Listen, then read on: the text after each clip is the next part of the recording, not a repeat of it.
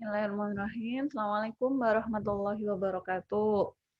Alhamdulillahirabbil alamin. Hari ini kita bertemu kembali dalam perkuliahan Sejarah dan Hikmah Arsitektur 1 dan insya Allah materi ini akan menjadi materi penutup di antara serangkaian materi yang sudah kita pelajari selama kurang lebih 14 minggu. Di materi terakhir ini, kita akan belajar tentang regionalisme di dalam arsitektur. Dan materi dari saya ini adalah merupakan satu dari rangkaian materi regionalisme yang akan dijelaskan juga oleh ketiga dosen pengampu yang lain, yaitu Bu Dr. Yulia Eka Putri, Bu Sukma, dan Pak Puji. Pada kesempatan ini, saya akan menjelaskan tentang reinvigorating tradition. Jadi kalau kita belajar arsitektur itu ada salah satu metode atau salah satu pendekatan untuk merancang sebuah arsitektur yang cara merancangnya itu kita diinspirasi dari suatu budaya atau suatu tradisi. Jadi tujuannya apa? Tujuannya adalah untuk menghadirkan kembali tradisi yang sudah lalu ke dalam wujud arsitektur masa kini. Biasanya metode atau pendekatan ini itu disebut juga dengan regionalism atau modern vernacularism. Jadi merancang yang mempertimbangkan aspek-aspek region atau tradisi. Definisi reinvigorating sendiri itu sebetulnya dicetuskan oleh satu penulis namanya Tan Hock Beng. Jadi beliau mengklasifikasikan regionalisme ke dalam beberapa channel atau ke dalam beberapa klasifikasi, yaitu reinvigorating, kemudian ada reinventing, ada extending, dan terakhir reinterpreting. Kenapa sih si Tan Hock Beng ini mengklasifikasikan ke dalam beberapa bagian atau ke dalam beberapa jenis? Karena memang dalam kita menghadirkan kembali sebuah tradisi itu ada berbagai macam cara, dan cara itu akhirnya menghasilkan berbagai macam ekspresi arsitektur. Dan reinvigorating sendiri ini banyak disebut oleh beberapa orang itu sebagai cara menghadirkan kembali tradisi yang paling sederhana. Kenapa sih sederhana? Kita akan pelajari bersama. Jadi reinvigorating ini merupakan salah satu dari 4 konsep, sudah saya jelaskan tadi ya, 4 konsep terjemahan arsitektur vernakular. Vernakular itu aspek-aspek kesetempatan. Menurut W.S. Lim dan Tan Hock Beng yang ditulis dalam bukunya berjudul Contemporary Architecture yang diterbitkan sudah hampir 20 tahun yang lalu, tahun 1998. Jadi dalam konsep arsitektur kontemporer yang memperhatikan aspek-aspek kesetempatan, itu beliau berdua mencetuskan ada beberapa cara, yaitu reinvigorating yang akan saya jelaskan, reinventing, dan extending tradition, dan reinterpreting tradition. Nah, kenapa sih si reinvigorating? Atau mungkin saya menjelaskan dalam cakupan yang lebih luas. Kenapa sih regionalisme ini sampai muncul di dalam suatu arsitektur atau dalam suatu pendekatan arsitektur di era modern seperti ini? Karena kalau kita bicara tradition, itu mungkin dari kata tradisi atau tradisional, identiknya adalah sesuatu yang datang dari masa lalu. Kenapa sih sampai perlu dihadirkan kembali? Jadi ternyata yang paling utama, pertama ini ada beberapa faktor yang sudah saya ringkas. Yang pertama adalah karena terjadi ada evolusi atau pergeseran pemikiran terkait dengan arsitektur, bagaimana arsitektur itu dibangun. Yang mempengaruhi yang pertama adalah adanya evolusi teknologi. Ini mungkin kita bisa lihat kalau kita melihat rumah yang dibangun pada zaman dulu, itu ada fokus-fokus yang berbeda dengan rumah yang dibangun pada zaman sekarang yang menggunakan teknologi lebih modern. Kalau rumah zaman dulu itu kita bisa lebih mudah melihat bagaimana sih konstruksi yang digunakan atau logika konstruksi yang digunakan di dalam bangunannya. Misalnya ketika kita melihat bangunan rumah Jawa yang menggunakan arsitektur konstruksi rumah joglo. Jadi kalau kita misalnya lihat di pendoponya, kita bisa dengan mudah mengamati bahwa oh ternyata si joglo ini dibangun menggunakan 3 struktur, bagian struktur utama, yaitu yang pertama ada kaki yang adalah pondasi, yang kedua adalah badan. Badannya berupa kolom-kolom, misalnya menggunakan material kayu dengan luas penampang sebegini, kemudian menggunakan atap dengan konstruksi dan struktur yang bisa kita pahami dengan mudah.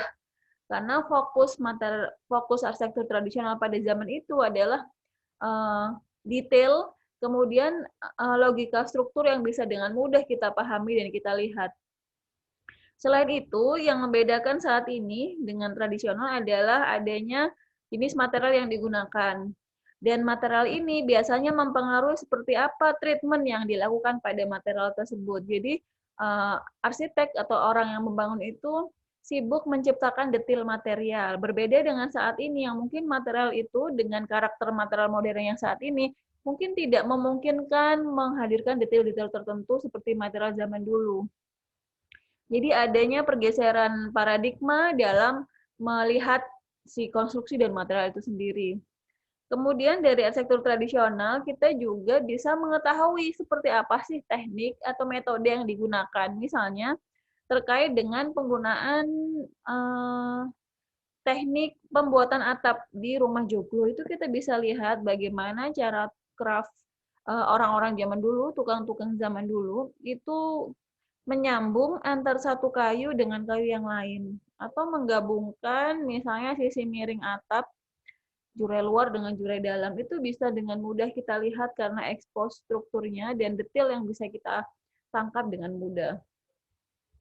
Nah, ini itu berbeda sekali dengan ketika kita menggunakan teknologi modern. Di teknologi modern ini, akhirnya keempat karakter ini itu mulai bergeser. Jadi, kualitas itu dinilai bukan dari keterampilan fabrikasi atau keterampilan bagaimana membuatnya, keterampilan detailnya, tapi dinilai kepada bagaimana dia menginstal part-part dari aspek struktur dan konstruksi yang digunakan. Jadi lebih kepada keterampilan hanya memasang. Berbeda dengan ini mungkin kita bisa amati, barangkali mungkin ada yang punya saudara atau orang tua atau tetangga yang tukang misalnya. Itu kita bisa tahu betul bedanya. Jadi kalau tukang-tukang zaman dulu, terutama tukang kayu ya, dia itu lebih punya kualitas kualitas membangun itu yang lebih detail dibandingkan yang orang atau tukang yang terbiasa menggunakan teknologi masa kini, yang memang semuanya sudah didesain dengan sangat efisien karena memang tujuannya adalah efisiensi dan efektivitas, sehingga keterampilan yang dibutuhkan itu bukan lagi keterampilan membuat atau fabrikasi, tapi lebih kepada keterampilan hanya memasang. Kemudian yang kedua, kenapa sih sampai ini si regionalisme atau arsitektur regionalisme ini kembali muncul, yaitu adanya isu modernisasi dan isu identitas regional, nasional regional. Jadi kita berada pada era di mana kita digempur oleh modernisasi dengan berbagai aspeknya, termasuk teknologi, tapi di satu sisi kita juga dituntut untuk tetap memperhatikan identitas bangsa kita, identitas nasionalisme kita. Jadi ada dua tuntutan yang itu akhirnya membuat para arsitek ini berusaha bagaimana menampilkan tradisi itu dalam era modern ini. Jadi akhirnya muncullah beberapa channel-channel atau metode merancang yang disebut dengan regionalisme tadi. Dan isu modernisasi dan isu identitas nasional regional ini sebetulnya juga dipengaruhi oleh adanya fenomena turisme atau pariwisata yang terjadi cukup besar ya pada era ini. Jadi turisme modern ini itu ternyata punya konsekuensi sosial hampir semua tempat. Kenapa? Karena ketika turis itu datang, ada dua hal yang kontradiktif yang terjadi. Yang pertama, yaitu di satu sisi latar belakang kultur homogenitas global wisatawan itu ada. Jadi wisatawan itu punya kultur homogen yang sama. Namun di sisi lain, mereka itu punya preservasi etis lokal untuk menarik konsumsi wisatawan. Jadi wisatawan datang itu kadang-kadang ingin melihat seperti apa sih corak lokalitas yang dimiliki oleh bangsa yang dikunjungi, atau negara yang dikunjungi. Jadi untuk memenuhi kebutuhan turisme inilah akhirnya digunakan tradisi dan kekayaan artefak atau heritage, baik asli maupun buatan yang baru. Jadi misalnya nih kalau kita ke Bali, misalnya kita akan menjumpai banyak bentuk-bentuk atau artefak arsitektur yang lama yang memang sudah ada, pura misalnya. Tapi juga kita dengan mudah kita bisa melihat banyak sekali produk arsitektur yang baru itu yang dibangun dengan corak yang hampir sama dengan budaya yang lama itu. Jadi tujuannya itu tadi, karena memang turis itu kadang-kadang dia datang ke suatu wilayah untuk mengetahui seperti apa sih budaya khusus atau karakter khusus dari masyarakat tertentu. Jadi muncullah kebutuhan untuk menghadirkan satu produk arsitektur, karena kita bicara dalam ranah arsitektur yang bisa menampilkan karakter lokalitas, tapi juga tidak tapi juga kita bisa tetap terbangun di era saat ini. Jadi kita tidak hanya terjebak pada masa lalu tradisionalitas, tapi juga bagaimana sih kita menghadirkan kembali si tradisi ini dalam wajah yang lebih baru. Lah di reinvigorating ini penghadiran wajah baru itu dihadirkan dengan cara yang paling sederhana dalam tanda kutip ya. Kenapa disebut paling sederhana? Karena reinvigorating ini itu menghadirkan dengan cara meminjam sebagian besar elemen-elemen arsitektur masa lalu, kemudian dihadirkan di dalam arsitektur masa kini. Jadi ada kata meminjam. Jadi ada kata menggunakan atau meminjam aspek elemen arsitektur masa lalu dihadirkan kembali di dalam arsitektur masa kini. Ini sangat berbeda misalnya dengan channel lain di dalam regionalisme, misalnya reinterpreting. Tadi kan sudah saya sebutkan di awal ada reinvigorating, extending, reinventing, dan reinterpreting. Jadi kalau nanti bedanya dengan reinterpreting kalian bisa pelajari. Jadi kata reinterpreting, interpret itu menafsirkan kembali. Jadi interpret itu menafsirkan, re itu kembali, jadi menafsirkan kembali. Jadi kalau bedanya nanti reinvigorating, figur itu kan figur, memunculkan kembali figur. Kalau reinterpreting kan menginterpretasi kembali tradisi. Jadi nanti bedanya sangat berbeda. Kalau reinvigorating dia dalam tanda kutip seolah-olah hanya meminjam, mungkin ada modifikasi sedikit. Kalau reinterpreting lebih kepada menggali nilai-nilai budaya, kemudian nilai-nilai budaya itu diinterpretasi ulang, sehingga produknya itu mungkin menghasilkan satu produk arsitektur yang benar-benar berbeda dari produk arsitektur tradisional. Sedangkan kalau reinvigorating itu secara bentuk itu mirip. Hampir sebagian besar itu mirip. Jadi nuansa tradisionalismenya itu muncul. Tapi mungkin dibangun atau dibuat dengan modifikasi di beberapa bagian karena menyesuaikan dengan zaman. Jadi saya garis bawahi lagi. Jadi metode reinvigorating itu fokusnya adalah pada menghadirkan kembali atau menghidupkan kembali tradisi masa lalu. Pada umumnya biasanya dicapai dengan meminjam bahasa atau elemen arsitektur masa lalu, kemudian dihadirkan kembali di dalam elemen arsitektur masa kini. Jadi gubahan bentuk arsitektur yang muncul itu seolah-olah hampir sama dengan arsitektur masa lalu. Tapi memang ada beberapa tingkatan, ada yang memang mengolahnya sama persis. Jadi misalnya arsitektur joglo itu dihadirkan sama. Saya mau buat rumah, ya sudah. Saya ketika menggunakan pendekatan reinvigorating, saya dengan bentuk yang hampir sama dengan joglo. Tapi mungkin karena kondisi saat ini, mungkin kalau zaman dulu, misalnya membangunnya itu dengan beberapa tahapan yang sangat rumit. Misalnya kalau sekarang mungkin lebih disederhanakan, tapi dari segi gubahan bentuknya sangat Hampir mirip dengan joglo pada zaman dahulu. Itu bedanya reinvigorating, salah satu perbedaan mendasar reinvigorating dengan channel-channel pendekatan yang lain di dalam regionalisme tadi. Nah, jadi ini ada karakter utama. Yang pertama adalah bangunan lebih mengutamakan menghadirkan suasana tradisional pada bangunan baru. Jadi berusaha menghadirkan kembali suasana tradisional di dalam sebuah bangunan baru. Kemudian bentuk dan materialnya itu bisa jadi tidak asli atau persis seperti yang digunakan dalam arsitektur tradisional. Tapi pada umumnya arsitek yang menggunakan pendekatan ini itu meskipun tidak sama persis tapi hampir mirip. Kenapa sih tidak dibilang tidak sama persis? Karena memang karena konteks yang ada sekarang berbeda dengan konteks zaman dulu dari segi teknologi, mungkin dari segi sumber daya manusia, dari segi material. Jadi tidak bisa dikatakan persis, tapi secara umum, secara gubahan umum itu hampir sama. Kemudian yang perlu ditekankan juga dalam reinvigorating ini, umumnya ketika membuat satu bangunan yang menjadikan menggunakan pendekatan reinvigorating dan menjadikan satu objek yang lama sebagai preseden, itu fungsi bangunannya tidak berubah.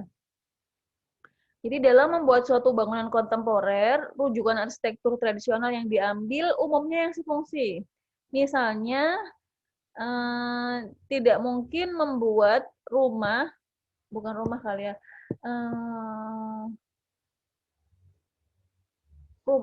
rumah misalnya dari preseden arsitektur lama yang fungsinya berbeda dengan rumah. Ini dicontohkan, jadi misalnya ketika orang mengambil preseden rumah tinggal tradisional zaman dulu, ketika menggunakan pendekatan reinvigorating, pada umumnya fungsi yang digunakan dalam fungsi kontemporer, bangunan kontemporernya, kalau tidak rumah, ya hunian sewa atau hotel. Jadi memang yang fungsinya hampir-hampir sama.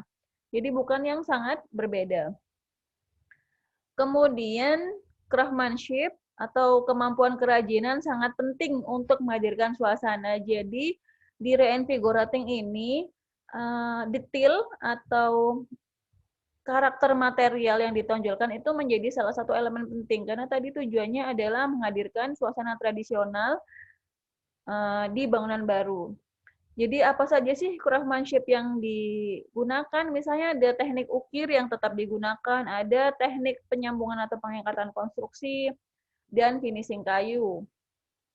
Kemudian tidak ada keterkaitan sejarah dengan arsitektur tradisional yang dijadikan rujukan. Jadi misalnya hotel modern dengan kerajaan Mojopahit. Jadi secara sejarah itu tidak ada. Jadi hanya mengambil figurnya saja atau meminjam bentuk dari bangunan itu dihadirkan kembali dalam bangunan baru.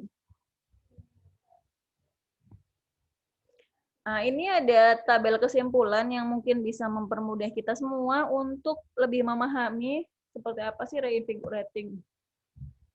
Jadi ada beberapa faktor dan faktor-faktor ini ketika diterapkan menggunakan pendekatan reinvigorating seperti apa sih hasilnya. Jadi dari budaya misalnya. Jadi dari arsitekturnya, tipologi bangunannya tetap. Tadi sudah saya bilang tipologi ini biasanya identik sama fungsi. Fungsi bangunannya biasanya tetap. Jadi kalau rumah biasanya digunakan untuk hotel atau pintu gerbang atau pagar ya digunakan untuk pagar. Jadi secara tipe dan fungsi itu tetap atau sedikit modifikasi. Kemudian dari aspek konstruksi itu menggunakan teknik konstruksi tradisi atau modifikasi minimal. Jadi secara umum itu hampir sama. Tadi sudah saya jelaskan. Jadi mungkin teknik menyambung konstruksinya masih sama, teknik ukirnya masih sama. Jadi secara umum masih menggunakan cara lama, tapi seandainya ada modifikasinya itu minimal. Kemudian dari aspek dekorasi asli dari budaya masyarakat sekitar lokasi. Kemudian dari tahap membangun itu kadang-kadang dalam proses membangunnya itu menggunakan upacara tertentu misalnya. Jadi dalam rangka menghormati adat yang ada. Kemudian dari faktor masyarakat, secara bentuk arsitektur itu menggunakan bentukan yang mudah dikenali masyarakat atau bentuk-bentuk dalam tanda kutip asli. Jadi memang sudah saya jelaskan beberapa kali, reinvigorating ini seolah-olah itu seperti itu tadi, menghadirkan kembali bentuk dengan cara meminjam bentuk tersebut tanpa dilakukan pengolahan tertentu. Pengolahan ini maksudnya gimana sih? Karena kalau kita bicara bentuk dalam sebuah arsitektur, bentuk ini kan muncul karena ada nilai yang mempengaruhi bentuk. Jadi kita tidak mengutak-atik si nilai ini untuk menghadirkan bentuk baru, tapi kita hanya cukup meminjam bentuk yang sudah ada, kemudian dihadirkan kembali dalam arsitektur masa kini dengan beberapa modifikasi jika diperlukan. Kemudian dari segi konstruksi menggunakan kepandaian pengetahuan konstruksi masyarakat sekitar lokasi. Jadi tetap ada aspek lokalitas, cuman itu tadi si tempatan ini itu kan kadang-kadang berubah ya seiring berkembangnya zaman. Jadi tidak membatasi pembangunannya menggunakan cara atau teknologi zaman dulu, tapi lebih fleksibel menyesuaikan masyarakat atau kondisi tempatan yang ada pada saat dia dibangun. Kemudian dari segi dekorasi, ini hubungannya tetap berhubungan sama yang di bidang arsitektur ya. Jadi menggunakan bentukan atau figur atau teknik yang dikenal masyarakat atau bentuk-bentuk yang asli. Kemudian dia menggunakan teknik konstruksi modern, kadang membypass tahap pembangunan tradisi. Nah, ini tadi yang saya bilang. Jadi ketika dia dibangun, mungkin konteksnya sudah berbeda dengan ketika rumah tradisional dibangun. Konteks di sini kita bisa bicara tentang teknologinya, kita bisa bicara tentang sumber daya manusianya, kita bisa bicara tentang kualitas materialnya. Jadi kadang-kadang dalam teknik konstruksi itu menggunakan modifikasi tradisional dengan modern. Jadi yang lebih mempercepat pembangunan suatu bangunan.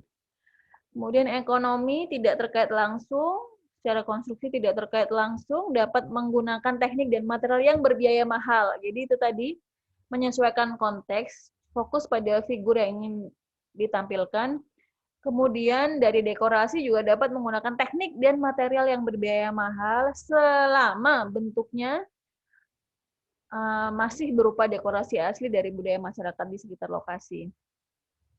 Kemudian dari tahap membangun dapat tidak linear untuk mempercepat proses membangun. Jadi beberapa aspek di dalam reinvigorating ini itu menyesuaikan dengan konteks ketika bangunan itu dibangun. Selanjutnya dari faktor geografi. Jadi memperhatikan geografis lokasi tentu ya. Jadi ini penting dan menurut saya si geografis ini menjadi salah satu faktor penting dalam pendekatan atau metode regionalisme secara umum yang di dalamnya yang tadi saya jelaskan ada reinvigorating, ada extending, ada reinventing, dan ada reinterpreting. Jadi keempat channel ini itu menggunakan faktor geografi sebagai faktor utama yang menjadi pertimbangan ketika merancang. Dari segi konstruksi juga sama, memperhatikan geografis lokasi, kemudian dekorasi tidak terkait langsung, tahap pembangunannya berhubungan dengan sistem fondasi karena mungkin itu tadi berhubungan dengan geografi di daerah tersebut. Kemudian dari aspek atau dari faktor iklim, ini secara arsitektur sangat memperhitungkan faktor iklim. Seperti halnya arsitektur tradisional, iklim dan geografi ini menjadi juga aspek penting dalam pendekatan regionalisme secara umum. Dan yang lain semuanya sangat memperhatikan faktor iklim. Jadi dari ke-5 faktor yang digunakan ini, itu saya simpulkan, jadi secara umum, reinvigorating itu fokus pada menghadirkan figur atau menghidupkan arsitektur tradisional dengan cara meminjam figur lama. Bagaimana teknik membangunnya, bagaimana masyarakatnya itu lebih fleksibel dan lebih menyesuaikan dengan konteks saat ini. Nah, ini ada contoh penerapannya. Ada di Novotel Benoa. Ini di Bali. Jadi terletak di Tanjung Benoa, kemudian beberapa bentukan yang menunjukkan hasil reinvigorating antara lain adalah pengolahan tapak dan leveling lantai yang cermat, Nah, ini tuh meneruskan tradisi, jadi mengambil preseden dari pengolahan tapak arsitektur tradisional Bali. Kemudian ada suasana yang ingin dibangun adalah suasana desa tradisional Bali, jadi ada intrikasi, bisa dilihat ya. Jadi suasananya itu memang sangat memperhatikan arsitektur tradisional Bali. Kemudian prinsip strukturnya terbuka tanpa dinding masi dan itu juga khas arsitektur tradisional Bali. Kemudian dari segi struktur atau bagian dalam bangunan, itu ada kolom kayu yang menancap pada umpak plesteran, walau bentuknya lebih sederhana, namun prinsip dan pengolahan serupa arsitektur tradisi. Jadi terlihat ya, apa sih namanya, karakter tradisional itu muncul dengan cukup kental. Jadi cara material sama dengan tradisional Bali, cuman mungkin dari segi pengolahan perletakan itu yang mungkin sedikit dimodifikasi. Kemudian tetap menggunakan umpak sederhana dengan proporsi yang tradisional, ada umpak-umpak. Jadi ada sedikit modifikasi. Kemudian ruang-ruang terbentuk antara kolom, pengolahan kayu sebagai struktur kolom dan struktur atap terekspos dan terfinish. Kemudian material atapnya juga khas material arsitektur tradisional, jadi menggunakan jerami anyam. Kemudian punya beranda sebagai ruang dalam semi terbuka. Jadi secara organisasi ruang juga hampir sama dengan arsitektur tradisional Bali. Dari segi material juga hampir sama. Kemudian hanya ada beberapa modifikasi yang mungkin disesuaikan dengan konteks pada saat dia dirancang. Kemudian ada penggunaan material kayu yang itu juga digunakan di beberapa elemen di dalam bangunan, misalnya untuk penutup dinding, ada juga untuk kolom-kolom, jadi dominasi kayu cukup kuat di hotel ini ya. Kemudian bahkan dari segi landscaping juga terasa sekali apa sih namanya, usaha untuk menghadirkan tradisi tersebut dengan cara reinvigorating, misalnya dengan menggunakan vegetasi yang sama seperti arsitektur tradisional Bali pada umumnya.